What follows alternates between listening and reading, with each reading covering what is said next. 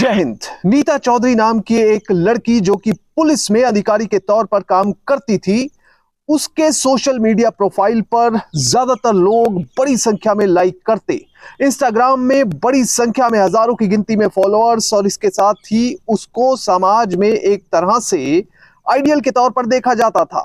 वहीं दूसरी तरफ एक दिन नीता चौधरी के बारे में खबर आई, मीडिया में सुर्खियां बनी। वो ये थी कि वो अपनी कार से जा रही थी, पुलिस ने अचानक से जब उसकी कार को रोका तो उस कार में एक शराब का तस्कर जिसका नाम रविंद्र सिंह था वो निकला, और इसके साथ ही काफी मात्रा में शराब भी बरामद हुई। पुलिस का आरोप यह था कि दरअसल नीता अपनी कार में शराब की तस्करी कर रही थी, जिसके बाद पुलिस ने आरोप लगाते हुए नीता को गिरफ्तार कर लिया, उसके बाद अदालत में पेश किया। इस पूरे केस के बारे में आपको बताएंगे, पर सबसे पहले आपसे अपील कि आप बड़ी संख्या में हमारे वीडियोस को देख रहे हैं पर चैनल सब्सक्राइब नहीं कर रहे।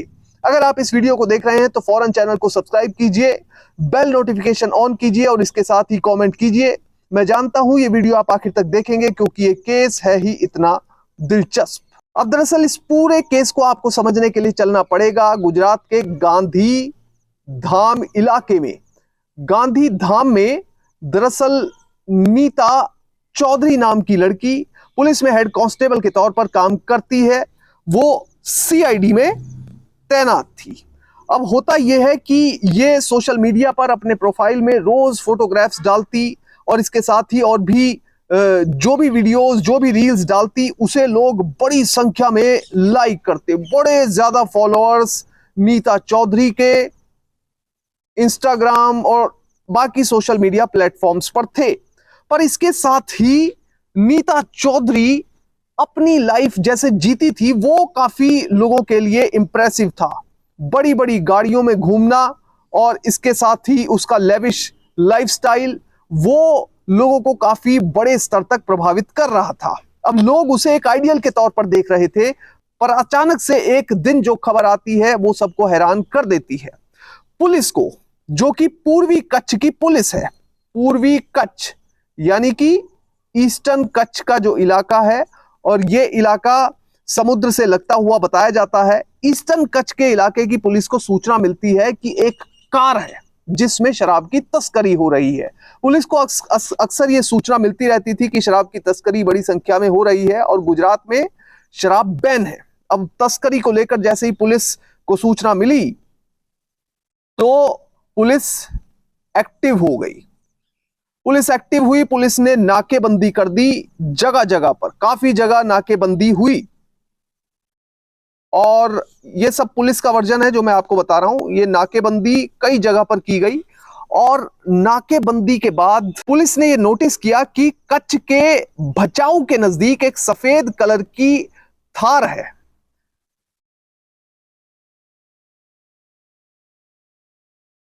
अब पुलिस ने भचाऊ में, भचाऊ ये इलाका है, भचाऊ में एक बल्कि कई मल्टीपल नाके लगाए हुए थे। भचाऊ में कई मल्टीपल नाके लगाए हुए थे। उसी दौरान एक सफेद कलर की थार गाड़ी पर पुलिस की नजर पड़ती है। व्हाइट थार गाड़ी पर पुलिस की नजर पड़ती है और पुलिस उस गाड़ी को रोक लेती है। अब इस गाड़ी पर पुलिस के मुताबिक कोई रजिस्ट्रेशन नंबर नहीं है, नो नंबर, ठीक है। और उसके बाद जब पुलिस इस गाड़ी को अंदर से देखती है तो पुलिस हैरान रह जाती है। उसमें एक व्यक्ति बैठा हुआ था जो कि शराब का तस्कर माना जाता है। वहीं दूसरी तरफ एक लड़की, खूबसूरत लड़की उसमें बैठी हुई थी जिसका नाम नीता, और वो सीआईडी में तैनात है गांधीधाम में। अब पुलिस वाले ये देखकर हैरान रह गए कि पुलिस में तैनात लड़की दरअसल इस शराब तस्कर के साथ क्या कर रही है। अब पुलिस के मन में यही सवाल आया, एक बड़ा सवाल। इसके बाद पूछताछ शुरू हुई, पर इससे पहले जो हुआ वो सबसे ज्यादा हैरान करने वाला था। पुलिस जैसे ही इस गाड़ी के नजदीक गई तो जो शराब तस्कर था कथित तौर पर, उसने गाड़ी से पुलिस वालों को कुचलने की कोशिश की। गाड़ी से कुचलने की कोशिश मतलब उसने तेजी से गाड़ी भगा दी और पुलिस वाले उस गाड़ी के नीचे आ जाते, ऐसा पुलिस का दावा है। 6 पुलिस वाले थे जो कि इस गाड़ी को पकड़ने की कोशिश कर रहे थे। अब यह गाड़ी भाग जाती है आगे। अब पुलिस को लगता है कि शायद आज ये हमारे हाथ से निकल गए हैं, मगर पुलिस की जो तैयारी थी वो काफी पक्की थी। पुलिस ने आगे भी नाका लगाया हुआ था। अब आगे भी जो नाका था, उस नाके पर इस गाड़ी को फौरन रोका गया। सबसे पहले जो पीछे की टीम थी उसने आगे की टीम को बोला कि जल्दी से इस गाड़ी को रोका जाए। बिना रजिस्ट्रेशन नंबर की एक वाइट कलर की थार आपकी तरफ बढ़ रही है। आगे की जो टीम थी वो बहुत एक्टिव थी, उसने फौरन एक्शन लिया और आगे आकर वो कार के खड़े हो गए। इसके बाद जो रविंद्र सिंह जडेजा गाड़ी को चला रहा था उसे हिरासत में लिया गया। साथ में नीता चौधरी को, जो कि खुद पुलिस में कार्यरत है, उसे हिरासत में लिया गया। अब इस पूरे मामले पर पुलिस का कहना क्या है? पुलिस का कहना है कि जो नीता है, जो कि पुलिस में कार्यरत है, वो सिरोही से, जो कि राजस्थान में पड़ता है, सिरोही से वो भचाऊ इस गाड़ी को लेकर आई और इस गाड़ी में बड़ी मात्रा में शराब को लेकर वो भचाऊ में पहुंची। और इन दोनों जगहों का जो डिस्टेंस है वो है 557 किलोमीटर, तकरीबन 357 किलोमीटर का डिफरेंस है। और आप लगा लीजिए कि 5 से 6 घंटे का रास्ता है, जो कि अगर कोई व्यक्ति गाड़ी से जाएगा तो वो गाड़ी से तय करेगा। इसके साथ ही पुलिस का कहना है कि पीछे से तो नीता इस गाड़ी पे आ रही थी, उसके बाद NH41 में एक गांव पड़ता है जिसका नाम है समाखियारी। समाखियारी गांव में एक होटल है। उस होटल में रविंद्र सिंह जडेजा मिल जाता है इस लड़की को, नीता चौधरी को। नीता चौधरी को रविंद्र सिंह जडेजा मिलता है। फिर ये दोनों इस कार में सवार होते हैं और ये आगे की तरफ बढ़ रहे थे और पुलिस ने फाइनली इन्हें गिरफ्तार कर लिया, ऐसा पुलिस का तर्क है। पुलिस का यह कहना है कि शराबबंदी कानून के तहत जो धारा बनती है 307, वो इनके ऊपर लगा दी गई है और इन्हें गिरफ्तार करके फाइनली मजिस्ट्रेट के सामने पेश किया गया और अगली कार्रवाई नियम के तहत की जाएगी। अब यहां पर आपको यह समझना पड़ेगा कि जो ये स्टेट है, यहां पर गुजरात में 1960 में शराबबंदी लागू की गई थी, 1960 में, और इसके तहत कोई भी व्यक्ति वहां पर शराब नहीं बेच सकता और शराब का जो धंधा है वो इल्लीगल माना जाता है। अब शराब के निर्माण पर, खरीद पर, बिक्री पर, परिवहन पर अगर कोई लेकर भी जा रहा है तो उसे 10 साल तक की जेल हो सकती है। 10 साल, देखिए कितना बड़ा पीरियड है, 10 साल तक की जेल हो सकती है। और इन्हीं धाराओं के तहत जो है इन दोनों को गिरफ्तार किया गया है। अब इसके साथ ही आप ये भी समझ लीजिए कि गुजरात अकेला ऐसा स्टेट नहीं है, इसके साथ ही बिहार में भी शराब पर बैन है, मिजोरम में भी शराब पर बैन है और इसके साथ ही नागालैंड, वहां पर भी शराब पर बैन है और लक्षद्वीप में भी शराब पर बैन है। यानी कोई अगर वहां पर शराब बेचता पाया गया तो शराबबंदी कानून के तहत उन पर कार्रवाई की जाती है। अब पुलिस का तो यह भी कहना है कि दरअसल जो नीता है उसे पहले भी वार्निंग मिली है। वार्निंग क्या मिली है? दरअसल वो उसके सोशल मीडिया पर काफी इन्फ्लुएंसर्स हैं, वो वहां पर पुलिस की वर्दी में अपनी रील डाला करती थी, तो इस परिप्रेक्ष्य में उसे पहले भी जो है वो वार्निंग दी जा चुकी है। पर इसके बाद ये दूसरा मौका है जब उसे अब गिरफ्तार ही कर लिया गया है और काफी गंभीर धारा में गंभीर मामले में उसे गिरफ्तार किया गया है।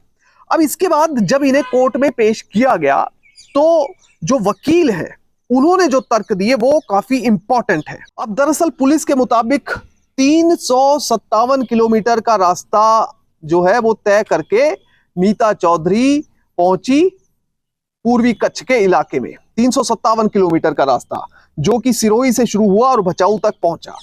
अब वहीं जो वकील साहब हैं उन्होंने कुछ सवाल पूछे हैं जो कि काफी इंपॉर्टेंट हैं। पहला सवाल उन्होंने ये किया कि बनासकांठा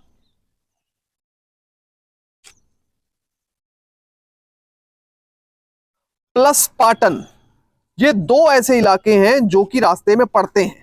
तो अगर ये लड़की बिना नंबर प्लेट की गाड़ी में आ रही थी तो बिना नंबर प्लेट की गाड़ी पर रास्ते में इतने ज्यादा नाके लगे हुए थे, वहां पर उसे क्यों नहीं रोका गया? और कई जगह तो रूटीन चेकिंग चलती है, तो वहां पर गाड़ी के अंदर की शराब क्यों नहीं चेक की गई? ये सबसे पहला सवाल वकील साहब ने किया है। इसके बाद उन्होंने दूसरा सवाल किया कि उसे क्यों नहीं रोका गया? अगर उसकी गाड़ी में ये सब कुछ था, रजिस्ट्रेशन नंबर नहीं था, तो रोका क्यों नहीं है? ये तो पुलिस की अपने आप में ही एक बहुत बड़ी केयरलेसनेस है। ये सवाल उन्होंने वहां पर खड़ा किया। तीसरी बात जो उन्होंने कही वो बहुत ही इंपॉर्टेंट है। उन्होंने आरोप पुलिस पर ही लगा दिया कि पुलिस ने नीता को फंसाया है, उसे फंसाया गया है। उन्होंने कहा कि दरअसल ये बात है, उन्होंने इसको इलेबोरेट करते हुए पॉइंट नंबर 4 में ये बताया कि नीता जो है वो एक बड़े मामले की जांच की टीम में शामिल है, बड़े मामले की जांच कर रही है, जिसमें एक आईपीएस ऑफिसर और साथ में 2 इंस्पेक्टर, इनके अलावा पुलिस के कुछ और अधिकारीगण भी शामिल हैं। तो इसे देखते हुए नीता चौधरी और इसके साथ ही रविंदर सिंह को फंसाया गया है। अब पुलिस कुछ और बोल रही है, युवराज सिंह जडेजा और उनके वकील का कुछ और कहना है। अब कोर्ट में ये सब बातें जब रखी गई तो खुद वहां पर काफी लोग हैरान थे। अब अचानक से ये मामला एक पुलिस की कर्मचारी के खिलाफ आता है, तो इसे लेकर बड़े स्तर पर सवाल खड़े किए गए। बहरहाल इस पूरे मामले से हमें सीख मिलती क्या है? सीख ये मिलती है कि कभी भी कानून का उल्लंघन ना करें। शराब पर अगर सरकार ने बैन लगाया है तो उसे फॉलो करें। वहीं अगर पुलिस आपको लगता है कि गलत गिरफ्तार कर रही है तो भी आप उचित कदम उठाएं।